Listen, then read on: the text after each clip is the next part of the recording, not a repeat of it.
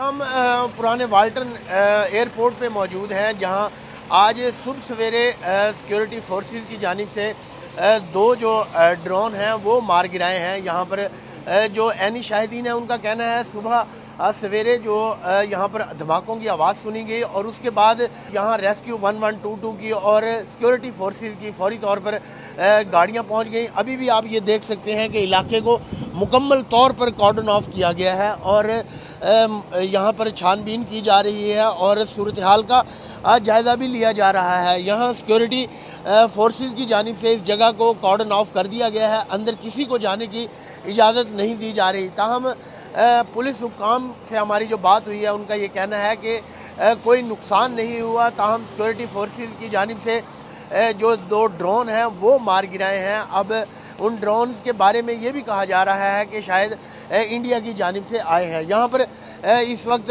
मेरे साथ एक ऐनी शाहिद मौजूद हैं, हम उनसे बात करेंगे। जी आफ्ताब साहब बताइएगा कि आपने क्या देखा और क्या कर रहे थे आप? सर जी मैं सुबह 6 बजे कपड़े नमाज पढ़ के कपड़े बदल के अपना रंग के काम से जा रहे हैं वाल्टन रोड तो अपना मैं ये देखा बाहर निकलिया मेन उत्ते कि इधरों घटा जी धुआं जिहा जो निकलिया हर तो इंज सीधा करके होंगे नहीं वो सिलेंडर जिहा वड्डा जिहा वो सिलेंडर जिहा सीधा थले अंदर थले आया आके तो धमाके की आवाज़ आई है धड़न तो घटा ही घटा हो गई है हर पासे। मैं यह चीज़ देखी है। अगर इस एरिए की हम बात करें और ये वाल्टन पुराना एयरपोर्ट है जहाँ पर CBD बना दिया गया है, जदीद तरीन रोड भी बनाई गई है, लाहौर का पॉश इलाका है ये।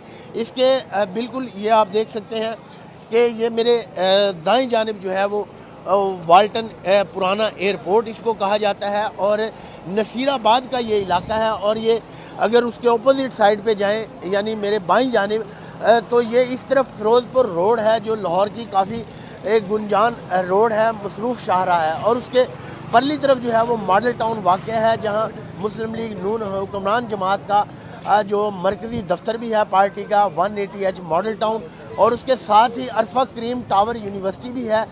ये काफ़ी जो लाहौर का आप कह सकते हैं कि इंतहाई अहम और हसास इलाका समझा जाता है। सिक्योरिटी फोर्सेस हैं उनकी जानिब से बाकायदा ऑफिशियली इस बारे में कोई मौक़िफ़ नहीं दिया गया। उनकी जानिब से ये बताया जा रहा है कि इस मामले में ISPR की जानिब से ही वाज़ेह मौक़िफ़ दिया जाएगा।